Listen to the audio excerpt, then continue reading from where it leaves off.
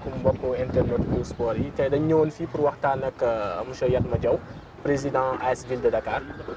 section basket nañu bëgg a waxtaanee tey ak yow. ñu gën ko focus rek ci équipe féminine bi nga xam ne mu ngi waaj campagne am pour Coupe d'Afrique des clubs champions. tey ji président lan nga ñu mën a wax ci AS Ville de Dakar ci saison bi. waaw merci beaucoup tout d'abord da nga may permettre ma nit ma nuyu seen mbokk yi leen di suivre seen site bi Wii Sport nga xam ni site la bu consacré au sport de façon générale.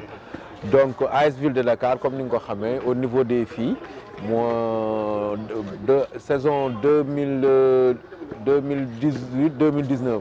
voilà donc ñun ñoo nekkoon championne. parce que bii passé. waaw bi passé yeggut voilà donc ba saison bi ñu mujjee yeggale daal on était champion. donc on s'était désigné pour aller représenter le Sénégal sur le plan africain donc mbëbët boobu la ñu amoon objectif boobu la ñu amoon te moom la ñu am ba léegi mais il s'est trouvé que y avait pandémie Covid-19 bi jaar ci diggante bi chamboulé lépp. donc saison bi 2020 jotuñu organiser championnat bi. mais démb ba ñu toogee ci ay ngoon fédération saisir nañu par email pour wax ñu que ni waa FIBA Afrique proposé nañ une date. pour organiser championnat d'Afrique des clubs bi c'est entre du 12 au 20 mars 2021 au Caire donc mooy dernière information bi ñu am bañ jotee information bi ñu nit bind nañ fédération xamal leen que ñun la ñu waxoon ci lañ ne ba léegi on est dans les dispositions pour aller représenter le Sénégal au niveau continental et que ci cadre boobu sax moo indi que ni ñun ñi ren suñuy recrutement suñuy liggéey bi ñu doon liggéey yëpp ci optique boobu la woon parce que aussi boo waree dem Afrique dafa am noo fa war a demee. renforcer équipe il faut nga renforcer effectif bi. am joueurs yu am expérience yu xam Afrique donc yu lay permettre boo demee foofu di nga mën a représenter dignement quand même le Sénégal parce que Ville de Dakar bu demee c'est pas Ville de Dakar rek moo dem waaw c'est le Sénégal boo xam mooy dëkk bi gën a titré sur basketball féminin donc de ce fait que bu ñuy dem foofu di représenter war nañ fa yóbbu équipe bu dëgër bu conséquent donc on a travaillé dans ça loolu moo ñu indil ñu def recrutement bu mel nii bi ñu am nii qui fait que aujourd'hui je pense que on a l'effectif qu'il faut pour aller conquérir l'Afrique. Justement par rapport aux arrivées recrutement bi gis nañu notamment am nañu 3 ba 4 joueuses yoo xam ne ñëw nañu rejoindre AS Ville de Dakar recrutement bi lan mooy secret bi lan AS Ville de Dakar bi mu juddoo xam nga yàggul par rapport ak ay Duc ak yeneen club yi. tey lan moo nekk secret bi pour nga attirer en tout cas joueuses expérimentées yooyu noonu ak talent yi nga xam ne ñoom nga jàpp ni équipe bi soxla nañ ko nga dem jëli leen. waaw booy wax secret je pense que c'est le travail c'est la persévérance ma ngay def ci liggéey parce que aussi léegi xale yi ñu ci bari ay professionnels lañ bu xam nañ cadre boo xam ni c'est organisé structuré et que di sàmm nga am dirigeant yoo xam ne dañuy sàmm seen kàddu lu ñu wax ak joueuse jéem ko respecter et que je pense que ñun optique boobu mooy suñu chance c'est-à-dire que quand on s'engage bu ñuy engagé wu ak benn joueuse dañuy engagé wu ci loo xam ne leer nañu ni mun nañ ko def donc bu ko defee dès le départ il faut être honnête il faut être transparent wax li mën a ne bu ko defee joueuse bi loolu nga koy wax bu fekkee da koy dina ko doy donc day engagé wu bu ñëwee nag dugg ci biir gis ne yow li nga ko wax yëpp sàmm nga ko donc day faciliter liggéey bi donc loolu mooy d'abord suñu première arme bi ci des aussi xam nañ équipe boo xam ne la dafay comme tu dis daf fi fekk équipe yu mag ñu nit ñu bëgg dem ci kaw donc équipe bu am ambition le plus souvent ñenn ñi challenge lay doon donc challenge bi mi ngi départ d'abord ci recrutement wu coach Tafa Gueye parce que bañ koy recruter quand même l'équipe n'avait pas de titre n'avait absolument on était vierge en termes de palmarès donc moom mu nangu challenge boobu ànd ak ñun donc challenge boobu moo indi aussi poussé yenn joueurs yu mag yoo xam ni mun naa ci citer ay Ramata Dawo ak beaucoup de joueurs yu mag yoo xam ni accepté nañ bàyyi yenn équipe yi ñëw ànd ak ñun ci projet boobu loolu moo aboutir à ça et que tey aujourd'hui quand tu vois l'effectif il y a beaucoup d'internationales il y a des internationales sénégalaises yu fi ne il y a des internationales maliennes aussi yu fi ne ak une congolaise ñoom ñëpp ay internationales lañ donc qui sont là et qui ñi liggéey pour que équipe bi jëm ci kanam. effectivement mais tey jii bu ñu gisee équipe AS Ville de Dakar di dem sur le plan africain def ay recrutement mais tey jii est-ce que du jeune trop li nga xam ne mooy éclosion wu talent yi nekk fii pour ñu exprimer wu en tout cas. non du tout du tout parce que li ma xalaat li ma gis mooy soo jëlee effectif bi donc là on est presque 16 joueurs sur les 16 joueurs il y a que 2 non sénégalais il y a que 3 joueurs yoo xam ne duñu Sénégal donc sur les 16 les 13 sont des sénégalaises donc il y a que 3 étrangers dedans donc je pense que loolu mënul d'ailleurs mënul gêner yenn talent yi donc équipe nag dafa partout dans le monde ah boo demee États-Unis dem France partout quand même les talents on les cherche partout parce que quand même les talents c'est perle rare la donc il faut aller les chercher même au-delà du Sénégal tu vas les chercher. Côté logistique tey AS Ville de Dakar war a combiner saison régulière basket bi au niveau national war ko booleeg tamit li nga xam ne mooy campagne africaine parce que waroo leen fa dem tamit en tant que figurante. Bien sûr. Tey jii est-ce que les moyens sont là au-delà de l'effectif pour ngeen en tout cas atteindre objectif yi nga xam ne moom ngeen assigné seen bopp. Ah bien sûr xam nga nag aussi duñu dugg ci à l'aventure non je pense que tout projet dañ koy réfléchir évaluer ko quantifier ko ah donc c'est pas ay coup de tête la ñuy demee nii non lu ñu wax dafa am si luñ ko teg le recrutement comme je t'ai dit on s'est basé sur nos capacités et sur nos possibilités quand on négocie avec les joueurs c'est par rapport à nos capacités à nos possibilités de même que ba ñu ñëwee dañuy engagé Afrique on a demandé les informations on sait ce que ça coûte pour aller en Afrique donc ñu jauger ko waxtaan seeg suñu partenaire premier partenaire bi mooy la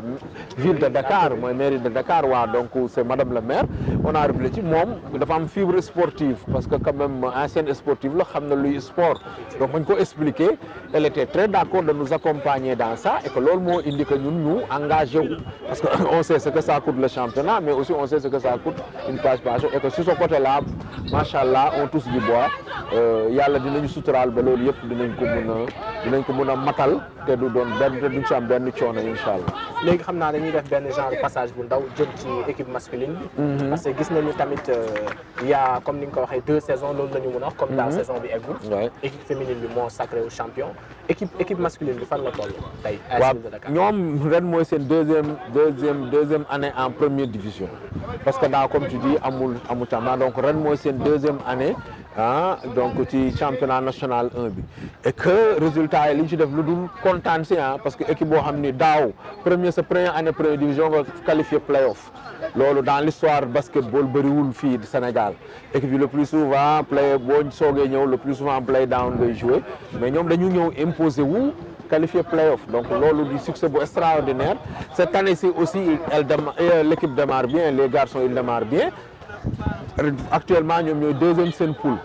derrière le Dakar Université Club donc ce qui veut dire que aussi ñu ngi góorgóorlu donc équipe boo xam ne ñaari at nga am première division donc di jouer rôle yooyu je pense que bu ñu leen jàppalee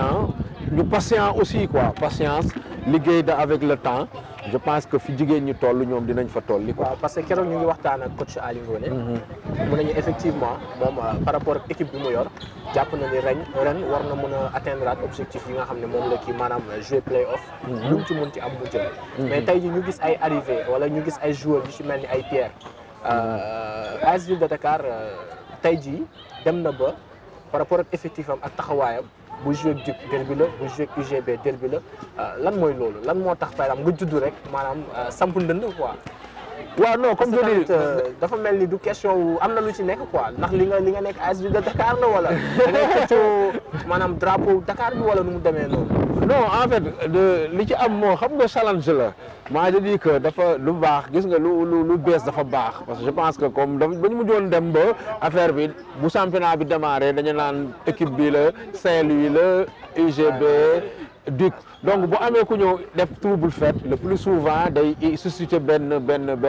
intérêt et que je pense que loolu lañ soxla ci sport bi surtout suñu basketball bi comme je le dis c'est des clubs que nous respectons parce que tamit seen vécu ñun amaguñ ko palmarès bi ñu am ñoom amuñu ko voilà mais ça veut pas dire que aussi bu ñu jouer ñoom que dañuy nekk ni non on va se voilà li may wax booy yi toujours seen yéen ñëpp ay compétiteurs ay naatonga il faut se battre et que loolu moo ki mais après bu jeexee jeex na mais ce qui est sûr que moom bu ñu dajee ak ñoom comme je dis on va waaw du yomb daal. pour résumer waaw. d'accord tey à côté ñu ngi gis projet basket yi nga xam ne mu ngi développé wu petit à petit ci dëkk bi nga ci mel ni ay site ay académie ay NBA bi fii ak yooyu noonu tey ji AS Ville de Dakar fan nga toll ci projet par rapport ak jeunes petite catégorie parce que xam nañu sport formation la. ah oui ñun petite catégorie je te dis c'est moo jiitu sa équipe moi je pense depuis les années 80 donc qu'on est dans la formation d'ailleurs loolu moo doon kii AS Ville de Dakar presque petite catégorie rek la amoon senior yi année yi la commencé kii mais donc suñu petite catégorie ñoo ngi basé wu Parcelles Assainies foofu la ñu entraîné d'ailleurs c'est l'occasion de saluer le coach Gaucher Thiam quand même qui depuis plus de 30 ans moo yor petite catégorie bi di def liggéey bu am solo donc xale yu ci formé yu bëri ay Aïcha Sidibé ay Marème Thiéné ñoo ñëpp moo leen formé et que je pense que liggéey bu rafet lay def foofu donc comme tu dis mais bokkul ak yenn académie yi parce que ñun formation yi ñuy def du ay formation pour dem jaay Europe ainsi de suite voilà nous on fait notre part sociétale au niveau quand même de la formation parce que ku di Ville de Dakar dañu am des compétences au niveau du sport donc même bu nekkoon au-delà de l'AS Ville de Dakar donc y a une politique sportive boo xam ne dañ koy développer ci biir ville bi waaw. effectivement mais tey jii président Diaw boo doon jugé niveau basket sénégalais parce que gis nañu Douane ci góor yi moo war a représenter Sénégal ci BAL bi. forme bu bees bi yaa ngi nii sa équipe mooy représenter jigéen ñi. ci Coupe d'Afrique des clubs. tey jii boo doon jugé basket Sénégal nan nga koy par rapport ak Afrique li fi xew. lan nga ci wax. mais moi je dis que niveau bi baax na bon perfection amul mais man ba ñuy seetaan match yi Marius Ndiaye. c'est les garçons da ngay gis que des matchs yoo xam ne mais c'est extraordinaire tu crois comme tu es en NBA on a des joueurs yu am qualité parce que Sénégal pays de basket la ce que les gens oublient mooy que trophée yi fi gën a bëri ci basket lañ ko am muy góor di jigéen ñi c'est ces dernières années sax la xaw a surtout góor ñi ñoo gëjal sax gagné mais ba léegi tu sens que quand même que am par rapport ak Sénégal dëkk bu ndaw les ressources sont là ressources yi ñu am talent bee ngi fi et puis on a de très bons formateurs yoo xam ne du matin au soir ñu ngi liggéey pour former pour jeunes donc moi je suis sincèrement satisfait du niveau maintenant ce qui reste mooy que organisation tendre vers le professionnalisme man loolu mooy suma problème avec organisation basket parce que je dis que mënoo nekk ci basket bi des clubs qui dépensent des dizaines et des dizaines de millions di fay ay joueurs comme des professionnels yor seen prise en charge médicale et tout loger leen et tout alors que on te donne toujours benn statut amateur c'est ça qui pose problème moi je pense que réforme yi war a def basket bi mooy créer un championnat professionnel comme ni ko yeneen yi di defee pour quand même essayer quand même de tirer encore vers le haut mais bu weesul loolu daal mais sur le terme jeu formation machallah les techniciens font du bon boulot. ok xam naa dañuy terminer sama dernière question dama koy jëmale instant ñu ngi ci crise sanitaire. gis nañu pratiquer sport ça devient compliqué. parce que gis nañu sax football bi ak basket bi yëpp ça se passe à huis clos. tey jii nan ngay appréhender saison bi nga xam ne malgré tout mettre nañ en place un dispositif sanitaire pour pratiquer ko pour dérouler saison bi est-ce que am nga ci ragal par rapport ak ni muy jeexee wala dérouler bi parce que gis nañ cas yi mu ngi non lu ma wax moom mbas mi wax dëgg yàlla mi ngi fii mi ngi Sénégal mi ngi ci monde bi yëpp mais toujours sama discours démb mooy sama discours tey bu dee européens yi nga xam ni li gën a ëpp ci infection yi fa la nekk lépp ci moor yi fa la nekk et pourtant ñu ngi def seen sport seulement ñu nit ñi respecter mesure de barrière yi ñuy wax ñun boo ñëwee fii gisaa am nañ lave-mains yi ñu teg on a mis le disposition yëpp voilà teg nañ ko ci gars yi takk seen masque ñu def ko huis clos entraîner bu ñu demee stade tamit pareil donc je pense que bu ñu defee mesure barrière dinañ mën a def suñuy kii et que boobu ba léegi ñu ngi ko def ñu ngi def nañ quatre journées yoo xam ne organisé ñu ko macha allah ça se passe très bien ñu ngi ñaan yàlla mu continuer noonu mais bon pandémie bi mi ngi fii ñun ñëpp d'accord mais tamit pratique sport bi daf ci am solo aussi. d'accord kon tey ji daal yow amul dara loo xam ne yaa ngi koy ragal par rapport ak maanaam saison bi jeex ñu joué championnat ba saison bi jeex coupe yi ñu war a joué yëpp ñu joué ko te kenn du ko dogaat parce que toogoon nañ lu yàgg tamit defuñu sport quoi. waaw mais non loolu man du awma ci xel ñaar je pense que championnat bi dinañ ko yeggale ba mu jeex loolu dama ci gëm parce que nit ñi xam bu njëkk peut-être ba pandémie bi commencé waaw c'est mi xamuñu woon lan moo nekk dee mais là les gens ñu ngi commencé xam maîtriser feebar bi lan la yaa vaccin bi génn nii am nañ yaakaar ni bu yegsee Sénégal yegsee Afrique dina wàññi cas yi voilà on prie le bon Dieu mais comme je dis comme ni ko président waxee vivre avec le virus on va vivre avec le virus on va faire notre sport avec le virus. tout à fait bon maintenant ce qui reste mooy déplorer gën a moytu gën a aar ñi nga xam ni feebar bi baaxul si ñoom voilà xam nga surtout c'est à faire tout pour que duñu nekk vecteur on va se battre pour que ba bu ñu nekk vecteur quoi donc mais comme je dis incha allah am naa njort que ni dinañ yeggale yëpp ci jàmm ak salaam. ce mot de la fin président. waaw remercier leen si déplacement bi ak l'intérêt bi ngeen am par rapport ak l'AS Ville de Dakar donc di remercier aussi seen téléspectateurs yi leen di suivre di dire encore une fois nous on est pour les sports parce que sport dafa di loo xam ni day dundal donc au-delà suñu liggéey bu ñu liggéey ba pare on a que le sport et que chaque fois damay inciter les gens à venir surtout les gens de la ville. Les gens qui travaillent au niveau de la mairie de Dakar, de venir, d'être plus proches. Je sais qu'ils sont là, la majeure partie ils suivent, peut-être même s'ils se déplacent. Si ils se déplacent,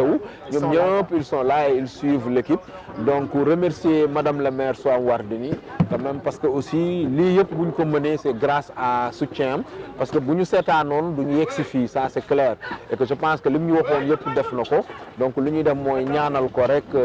yalla may ko jamm may ko wergu yaram et que fi mu bëgg yobbu la ville de Dakar yalla may ko les capacités nécessaires mu yegg fa. Jërëjëf ñu ngi lay remercier. C'est moi qui vous remercie. Merci.